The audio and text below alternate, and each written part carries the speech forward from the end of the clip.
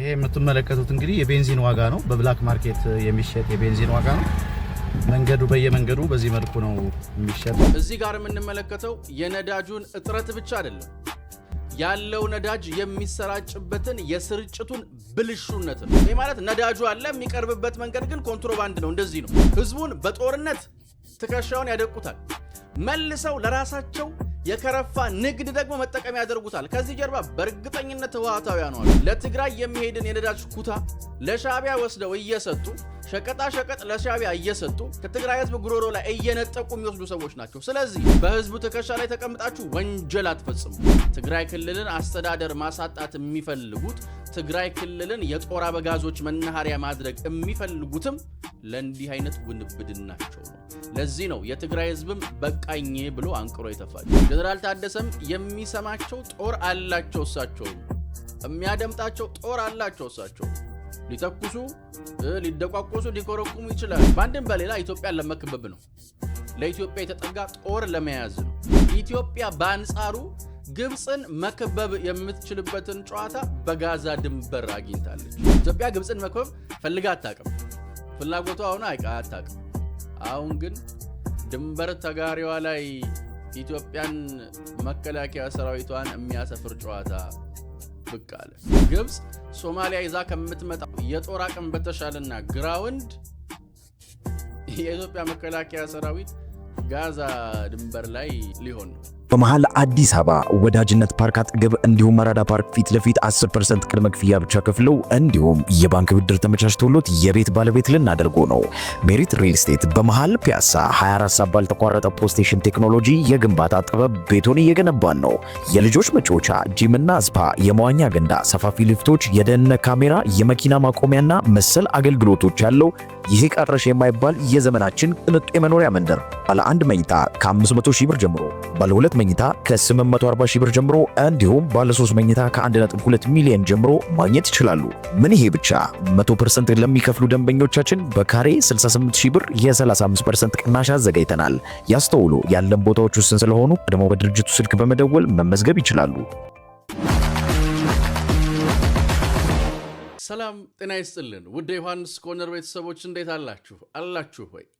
አለን እኛ ዮሐንስ ኮርነር ዛሬም ሰዓትና ጊዜውን ጠብቆ ወደ እናንተ መድረሱን ጀምሯል። ዛሬም በቆይታችን አበይት ፖለቲካዊ ጉዳዮችን፣ አሁናዊ ክስተቶችን፣ ቀጠናዊ ሁነቶችን በራሳችን ቋንቋ በራሳችን መንገድ እንመለከታለን፣ እንፈትሻለን፣ እንበረብራለን። ዮሐንስ ኮርነርን ላይክ፣ ሼር፣ ሰብስክራይብ አድርጋችሁ እንድትጀምሩ ጠይቀን ነው የምንጀምረው። ቪዲዮዎቻችንን ወደ ተለያዩ የቴሌግራም ግሩፖችም ሼር ብታደርጓቸው እንዲሁ የበለጠ ተደራሽ እንድንሰፋ ስለሚያግዘን እሱ እንድታደርጉልን ጠይቄ ጀምራለሁ። ለማስታወስ ያህልም ላልሰማችሁ ቤተሰቦቻችን ዘወትር ምሽት 4 ሰዓት ላይ የላይቭ ስርጭታችንን ጀምረናል። መታችሁ የላይቭ ስርጭታችንን እንድትከታተሉና በርካታ ሀገራዊ ጉዳዮችን አንድ ላይ በኮመንትም እያነሳን አንድ ላይ እንድንወያይ አብራችሁ እንድትሆኑ በዚሁ አስታውቄ ለመጀመር ሞክራለሁ። አብራችሁ እንድትሆኑ ጠይቄ እጀምራለሁ። ዛሬ በቆይታችን በርከት ያሉ ጉዳዮች እናነሳለን። የትግራዩን ነዳጅ ጉዳይ እናነሳዋለን። ጀነራል ታደሰ ወረደ ህወሓታውያኑን ሊደቁሷቸው ይሆንን? ምን ሊፈጠር ነው? እሱን እናነሳዋለን። ኢትዮጵያ ሳትፈልግ ግብፅን የመክበብ ዕድል አግኝታለች። አረ በቃኝ እያልን ነው። ምንድን ነው እሱ? በቆይታችን የምናነሳው ይሆናል። በድጋሚ ላይክ፣ ሼር፣ ሰብስክራይብ አድርጋችሁ እንድትጀምሩ ጠይቄ ጀምራለሁ። እንግዲህ እንደምታውቁት የትግራይ ክልል ጊዜያዊ አስተዳደር ፕሬዝዳንት ጀነራል ታደሰ ወረደ አዲስ አበባ ናቸው። ከሱ ጋር ተያይዞ በርካታ ሹክሹክታዎች ይሰማሉ። ከትግራይ ክልል በጀት ከበርካታ ነገሮች ጋር ምናምን ተያይዞ ይሰማሉ። ብዙ ነገሮች ይነሳሉ። ህወሓታውያን የሚያነሱት ክሶች መካከል አንዱ ይሄ የሸቀጥ የምናምን ጉዳይ ነው። ይሄ የበጀት ጉዳይ የምናምን ጉዳይ። በእርግጥ ጠቅላይ ሚኒስትር ዶክተር አብይ አህመድ የህወሓትን ሰዎች ከቤተ መንግስት እንዲያያለ ጉዳይ ከናንተ ጋር ልነጋገርም ብለው ከጊዜያዊ አስተዳደሩ ጋር ብቻ ለመነጋገር ወስነው የህወሓትን ሰዎች አላናገርም ብለው እንደመለሱ የመረጃ ምንጮችም ጠቁመዋል። እሱንም ትናንትና ማንስተን አይታችኋል። ግን እስኪ እቺን ቪዲዮ አይተናት እንምጣ። ሰላም እንዴት ናችሁ? አሁን የምገኘው መቀለ ነው። አንድ መንገዴ ላይ አንድ የሚገርም ነገር ስላየው እሱን ላሳያችሁ ብዬ ነው። እስኪ ይሄን ላዙረውና አንድ ያያችሁ። ይሄ ይሄ የምትመለከቱት እንግዲህ የቤንዚን ዋጋ ነው። በብላክ ማርኬት የሚሸጥ የቤንዚን ዋጋ ነው። መንገዱ በየመንገዱ በዚህ መልኩ ነው የሚሸጠው። አሁን የምትመለከቱት ዋጋ 210 የሚለው እንደውም ቀንሶ ነው። ከጥቂት ሳምንታት በፊት 300 ነበር። አሁን እንግዲህ ታህሳስ ከገባ በኋላ ዛሬ እንግዲህ ታህሳስ 7 ነው። ታህሳስ 7 የቀረጽኩትን ያሳየኋችሁ እና 300 ነበር ይህ ዋጋ። ያው እንድታዩት ብዬ ነው። እዚህ ቪዲዮ ላይ እንደምታዩት ትግራይ ውስጥ ግልጽ የሆነ ወንጀል በአደባባይ ይፈጸማል ማለት ነው። እዚህ ጋር የምንመለከተው የነዳጁን እጥረት ብቻ አይደለም፣ ያለው ነዳጅ የሚሰራጭበትን የስርጭቱን ብልሹነት ነው። ይሄ የሚሆነው አዲስ አበባ ላይ ወይ ደግሞ በተቀሩት የኢትዮጵያ ክልሎች ቢሆን በአደባባይ ነዳጅ በጄሪካን እንዲህ የሚሸጠው የሚያመጣው ጣጣ በጣም በርካታ ነው። ጆሮን ተይዘ ዘብጥያ ነው የምትወርደው። በትግራይ ክልል ውስጥ ያለው አስተዳደር ግን እንዲህ አይነት ስርዓት አልበኝነት በአደባባይ ነግሶ እየተመለከተ ምንም እንትን አይልም። ይሄ የሚያሳየው የንግድ ስርዓቱን የክልሉ መንግስት የዘረጋውን የንግድ ስርዓት ብስባሽነት ብሎም ለዜጎች በተለይ ያው ለትግራይ ክልል ህዝቦች በትክክል አቅርቦት እያልፈጸመ እንደሆነ ነው የሚያሳየው። ይሄ ማለት ነዳጁ አለ፣ የሚቀርብበት መንገድ ግን ኮንትሮባንድ ነው። እንደዚህ ነው። ይሄ የሆነ ደግሞ በዝምታ የሚመለከቱ ኃይሎች አሉ። ከጀርባ ያሉት እነማን ሊሆኑ እንደሚችሉ ይታወቃል። እጥረቱን ፈጥረው ስርጭቱን እንደዚህ እንዲሆን የሚያደርጉት የሚያስወድዱት፣ ህዝቡን በጦርነት ትከሻውን ያደቁታል። መልሰው ለራሳቸው የከረፋ ንግድ ደግሞ መጠቀም ያደርጉታል። ከዚህ ጀርባ በእርግጠኝነት ህወሓታውያኑ አሉ። አፋችንን ሞልተን መናገር እንችላለን። ሆዳቸው አይጠግብም። እጥረቱን የሚፈጥሩትም እነሱ፣ በኮንትሮባንድ የሚያስገቡትም እነሱ፣ ብዙ ነገር የሚያደርጉት እነሱ ናቸው። ወደ ትግራይ የገባውን ነዳጅ ወደ ኤርትራ እየወሰዱ መቼስ ይሄ ነዳጅ ከኢትዮጵያ ነው፣ ከኤርትራ አልመጣም። በእርግጠኝነት መናገር ይቻላል። ከመሃል ሀገር የሄደ ነዳጅ ነው እንደዚህ የሚያደርጉት። ከኤርትራ ሊያመጣ አይችሉም ነዳጅ።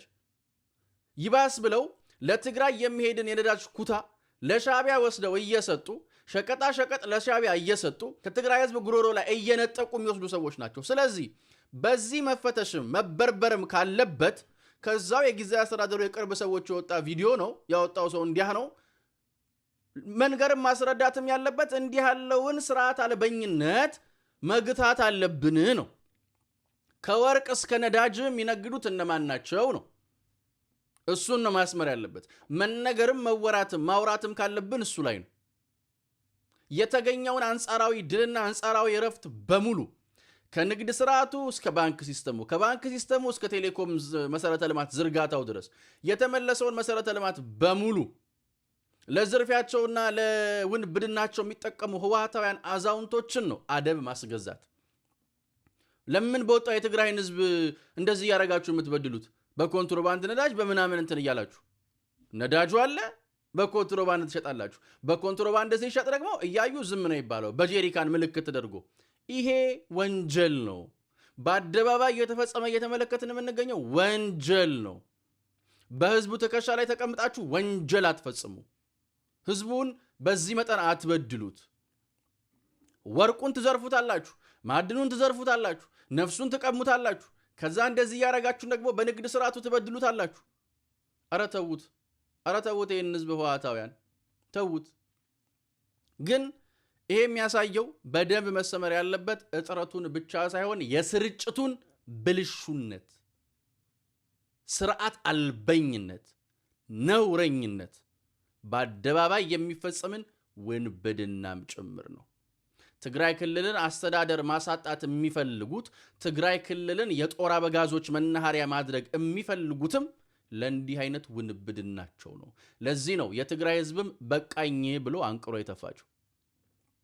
ተውት፣ ይሄንን ህዝብ ሰላም ይሻለዋል፣ ይኑርበት። ተውት፣ ከትከሻው ላይ ውረዱለት፣ በሰላም ይኑርበት የትግራይ ህዝብ። ተውት፣ ከንግድ ስርዓቱ እስከ ፖለቲካ ስርዓቱ አጨማልቃችሁ አትፈትኑት።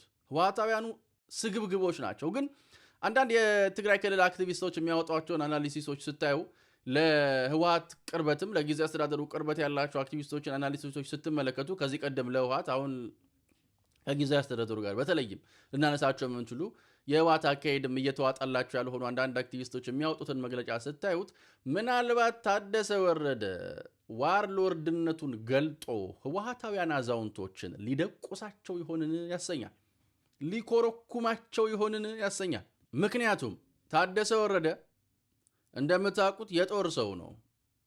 አሁን ጀነራል ታደሰ አዲስ አበባ መጥቶ ከፌደራል መንግስቱ ጋር ሲነጋገር በጀት ሲጠይቅ ከተቋማት ጋር ተነጋገር ተብሎ ሲመቻችለት፣ የሆነ ነገር ሲጠይቅ ተነጋገር ተብሎ ሲመቻችለት ነበር የሚነጋገርበትና የሚስተካከልበት መንገድ ማለት። ግን ሁለት ጉዳዮች ከሱ የሚጠበቁ አሉ፣ ለማድረግም ተስማምቷል። ይሄውም ምርጫና የምክክር ኮሚሽን ጋር የተያያዘ ጉዳይ። እሱን ደግሞ አድርጎና ተነጋግሮ እየሄደ ነው። ተቀብሎ እንደሚያደርግ ተናግሮ ነው ተስማምቷል። አሁን ወደ መቀሌ ሲመለስ ህወሓት እንዴት ትቀበለዋለች? ህወሓት ምርጫ አይደረግም ነው የምትለው። ታደሰ ወረደ ምርጫ አካሄዱን ከምርጫ ቦርድ ጋር ተነጋግሯል። መቼስ ሊነጋገር የሚችለው ስለ ምርጫ ነው። ሌላ ምክንያቶች ሊኖሩ ይችላሉ። አንዱና ዋነኛው ግን ምርጫ ሊሆን እንደሚችል የሚጠበቅ ነው። ተመልሶ ሲሄድ ምን ይጠብቀዋል? የምናየው ነው። የነሱን ጡጫ ይታገሳል ወይ?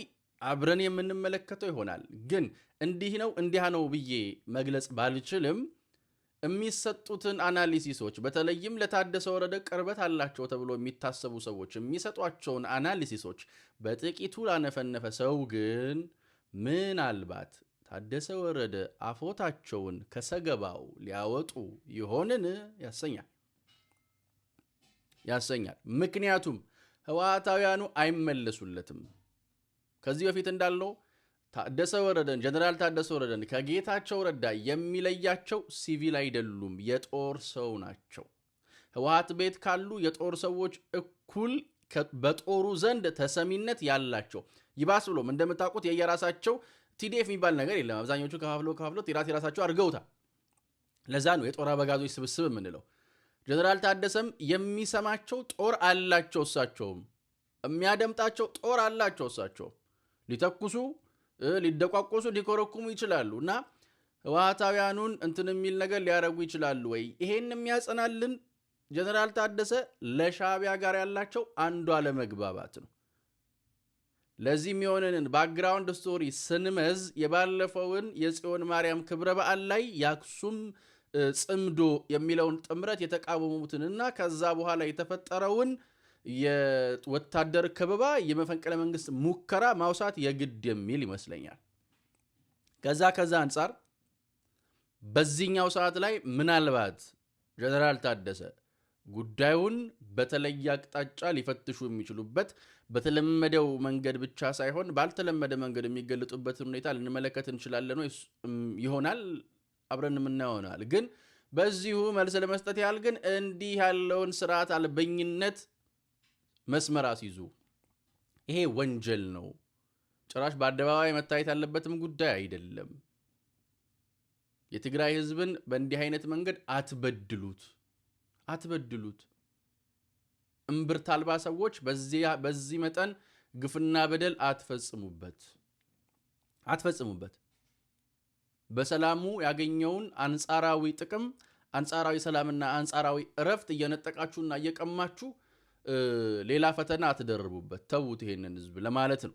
በመሃል አዲስ አበባ ወዳጅነት ፓርክ አጠገብ እንዲሁም መራዳ ፓርክ ፊት ለፊት 10% ቅድመ ክፍያ ብቻ ከፍለው እንዲሁም የባንክ ብድር ተመቻችቶሎት የቤት ባለቤት ልናደርጎ ነው። ሜሪት ሪል ስቴት በመሃል ፒያሳ 24 ሰዓት ባልተቋረጠ ፖስቴሽን ቴክኖሎጂ የግንባታ ጥበብ ቤቶን እየገነባን ነው። የልጆች መጫወቻ፣ ጂምና ስፓ፣ የመዋኛ ገንዳ፣ ሰፋፊ ሊፍቶች፣ የደህንነት ካሜራ፣ የመኪና ማቆሚያና መሰል አገልግሎቶች ያለው ይሄ ቀረሽ የማይባል የዘመናችን ቅንጡ የመኖሪያ መንደር ባለ 1 መኝታ ከ500 ሺህ ብር ጀምሮ፣ ባለ 2 መኝታ ከ840 ሺህ ብር ጀምሮ እንዲሁም ባለ 3 መኝታ ከ1.2 ሚሊዮን ጀምሮ ማግኘት ይችላሉ። ምን ይሄ ብቻ 100% ለሚከፍሉ ደንበኞቻችን በካሬ 68 ሺህ ብር የ35% ቅናሽ አዘጋጅተናል። ያስተውሉ፣ ያለን ቦታዎች ውስን ስለሆኑ ደግሞ በድርጅቱ ስልክ በመደወል መመዝገብ ይችላሉ። ይህ በእንዲህ እንዳለ ደግሞ ኢትዮጵያ በአሜሪካ ወደ ጋዛ በመጋበዟ ምናልባትም ግብጽ ለዘመናት ኢትዮጵያ ላይ ልታደርገው ስትፈልገው የነበረውን ጉዳይ ኢትዮጵያ ሳትጣጣር ሳትሸርብ ደባ ሳትይዝ ሊሆንላት ይሆንን የሚያሰኝ ነው። ይሆንንም የሚያሰኝ ነው። ግብፅ ኢትዮጵያን ለመክበብ ሶማሊያ ካልሄድኩ ብላ ወየው ብላ ነበር። እስካሁን አልመጣችም። አንዴ አልሸባብ አለ፣ አንዴ በጀት የለኝም፣ የእናቴ መቀነት አደናቀፈኝ እያለች ማለት ነው። አልመጣችም እስካሁን። ይህ በሆነበት ሁኔታ ሶማሊያ መጣለው ስትል አንዳንድ አካላቶች ሲናገሩ የነበረው ኢትዮጵያ ከሶማሊያም ተገፋች፣ ግብፅ መጣች ምናምን። አንድ ነገር መስማማትና ማንሳት የምንችለው ግብፅ ሶማሊያ መጣለሁ ያለችው ለሶማሊያ ሰላም ገዷት አሊያም ደግሞ ሶማሊያ ሰላም ብትሆን የምትመኝ ሀገር ሆና ወይ ደግሞ ለሶማሊያ የሚገዳት አይነት ሀገር ሆና አይደለም። በአንድም በሌላ ኢትዮጵያን ለመክበብ ነው። ለኢትዮጵያ የተጠጋ ጦር ለመያዝ ነው። ይሄንን ሳታደርግ ግን በጣም በሚገርም ሁኔታ ኢትዮጵያ በአንጻሩ ግብፅን መክበብ የምትችልበትን ጨዋታ በጋዛ ድንበር አግኝታለች። ይሄ ዜና ከተሰማበት ሰዓት ጀምሮ ኢትዮጵያ ትቀበልም አትቀበልም በግብፅ የተሰማው ውጥረት በጣም ከፍ ያለ ነው። ለራሽያ አፍሪካ ሰሚት እየተካሄደ በሚገኝበት በዚህ ወቅት ላይ የግብፅ ሚኒስተር ምንም ከጉዳዩ ጋር በማይገናኝ መልኩ ግብፅ ከኢትዮጵያ ጋር ተባብራ ግብፅ ከኢትዮጵያ ጋር ሆና ትቀጥላለች፣ እንዲያ ትላለች፣ እንዲህ ትላለች፣ መተባበር የሚል ሙዚቃ ሲሞዝቁ ነበር። ለምን ባልተለመደ መልኩ ይህንን አሉ ስንል ምናልባት ይህ የአሜሪካ ግብዣ የፈጠረው ሽብር የሆንን ሊያሰኝም ይችላል። ኢትዮጵያ ግብፅን መክበብ ፈልጋ አታውቅም። ፍላጎቷ አሁን አታውቅም። አሁን ግን ድንበር ተጋሪዋ ላይ ኢትዮጵያን መከላከያ ሰራዊቷን የሚያሰፍር ጨዋታ ብቅ አለ። ለዚህ ነው የኔ ሀገር ዩኒቨርስም ታዳላላታለች የምልህ። ጠላቶቹ አሳላይ ሊያረጉ የተመኙትን ነገር ኢትዮጵያ ልታደርገው ሳትፈልግ ሳትመኝ እንደው ጥያቄውን ተቀበለችም አልተቀበለችም እኮ ነው ደጃፏ ላይ ይመጣላታል። በራፏ ላይ ታገኘዋለች። ከፍ ባለ ጨዋታ ለዛውም ከፍ አድርጋው ማለት ነው። እና ይህ ዜና ከተሰማበት ሰዓት ጀምሮ ግብፅ ውስጥ ከፍ ያለ ውጥረት ነው የፈጠረው። ከፍ ያለ ውዝግብ ነው የተፈጠረው። የግብፅ አክቲቪስቶች፣ ፖለቲከኞች፣ ተንታኞች በጣም በርካታ የተነጣጠለ ሀሳቦች፣ ስጋት ያዘሉ ምክንያቶችን እየሰጡ ይህን ጉዳይ ሲያነሱት ተመልክተናል። እና ይሄ በጣም በጣም በጣም ጥሩ ነገር ነው። ዩኒቨርስም ለኢትዮጵያ ታዳላላታለች። አይታል ሀቅ አላት የኔ ሀገር። ምን ለዚህ ነው በቃ በሀቅ ነው የምትሰራው። ሊከቧት ያሰቡትን ሀገር መክበብ ሳታስብ መክበብ የምትችልበት እድል በራፏ ላይ ይመጣል። ግብፅ ሶማሊያ ይዛ ከምትመጣው የጦር አቅም በተሻለና ግራውንድ የኢትዮጵያ መከላከያ ሰራዊት ጋዛ ድንበር ላይ ሊሆን ነው። ይሄ ትልቅ ፖለቲካል አቻነት ነው። እንደውም አቻነት ብቻ ሳይሆን ብልጫም ጭምር ነው። በሚዛን ካየ ነው። ያው እኛ ሁሌ እንላለን ወርቁ ቢጠፋ ሚዛኑ አይጠፋ። መዝኑ፣ እናንተም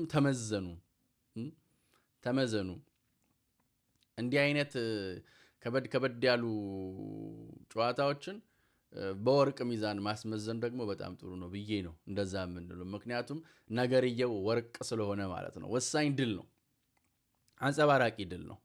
መዘንጋትም መረሳትም የሌለበት ድል ነው። መወሳት ያለበት ጉዳይ ነው። እኔ ሰሞኑን ኢትዮጵያችን በየአቅጣጫው እያገኘችው ያለው ድል እንደው ልብ የሚያስነፋ ኮራ የሚያስብል እየሆነ ነው። በጣም በጣም ደስ እያለኝ ነው። ዩኒቨርስም እያዳላችለት ነው ምንለው ለዚህ ነው። እና ይሄ በጣም ደስ የሚል ጉዳይ ነው። ይሄ የግብፅ ተላላኪዎች እንግዲህ ምን ትሉ? እኔ አንዳንዴ ለዚህ ነው ለትዝብት አትውደቁ። ኢትዮጵያ አትሸነፍም፣ ኢትዮጵያ አትረታም፣ ኢትዮጵያ አትወድቅም። ኢትዮጵያ መቀጠሉ አይቀርም እኮ እያሸነፈች መቀጠሉ አይቀርም። ድል እየተቀዳጀች መቀጠሉ አይቀርም። እማኝነት ደግሞ የምንጠራው እንዲህ ያለውን የሚጨበጥ ድል መሆኑ ደስ ይላል። እማኝ የምናረገው እንዲህ ያለውን አሸናፊነት ነው። እማኝ የምናረገው እንዲህ ያለውን ከፍታ ነው። እማኝ የምናረገው እንዲህ ያለውን ድምቀት ነው። እማኝ የምናረገው እንዲህ ያለውን አቻነት ነው። ይህንን በብልሃት ይዘው የሚቀጠሉበት እድል ደግሞ ብዙ ነው። ግብፅ ሁሌ ደባ፣ ሁሌ ሴራ፣ ሁሌ ተንኮል ስለምታሳድድ 10 ተንኮል አሳዳ አንዱን ተንኮል መያዝ አቅቷታል። አልቻለች። ሻቢያ ተልኳን በአግባቡ ሊፈጽምላት አልቻለም። ሻቢያ የላካቸው ተልኳቸው መፈጸም አልቻሉ። ለህዝብ ዳ ነው የሆኑት። ጠብ ያለ ነገር መፍጠር አልቻሉ። እዚህ ግባ የሚባል ነገር ይዘው ብቅ ማለት አልቻሉ። ይብስ ብለው ህዝቡ ላይ ስቃይና መከራ ፍዳ ብቻ ነው የሚጋብዙት። ያገኘውን ሰላምና አንጻራዊ ደህንነት እንኳን እንዳይጠቀም የሚያደርግ ጫና ነው የሚያሳድሩበት። ወዲህ ፋኖ የሚባል ግልገላቸው ጠብ ያለ ነገር ሳያመጣ እንዲሁ ዝም ብሎ እንትን እንዳለ ነው። ካፒቴን ማስረሻ ሰጤም ትላንትና እንዳሳየዋችሁ ብዙ ነገሮችን እየነገረን ነው። እያንዳንዱን ተዛምዶች ስናየው እንዳልኩት ግብጽ 10 ሴራ አባራ፣ አንድ ሴራ መጨበጥ፣ አንድ ሴራ መያዝ፣ ከአንድ ሴራ ጋር መቆም እንኳን ያቃታትን ጊዜ እየተመለከትንና እያየን ነው የምንገኘው። ኢትዮጵያችን ግን በየአቅጣጫው የጸና ድልን እያገኘች ነው። ይሄ በጣም ትልቅ አቻነት መሆኑን ማስመር ያስፈልጋል ነው የምንለው። እኛ ግን ሁሌም እንደምንለው እንደማይለወጥ አንድና ውድ ቃል፣ አዲስ ትውልድ አዲስ ተስፋ፣ ሁሉም ጥሩ ይሆናል፣ ሁሉም በጎ ይሆናል፣ ሁሉም ሸጋ ይሆናል። የኔና የናንተ ሀገርም እንደ ልማዷ ታሸንፋለች፣ እንደ ልማዷ ድል ታደርጋለች። ፈጣሪ ኢትዮጵያና ሕዝቦቿን አብዝቶ ይባርክ። ውድ ዮሐንስ ኮርነር ቤተሰቦች ቸር ቆዩን። የነገ ሰው ይበለን። ቼርስ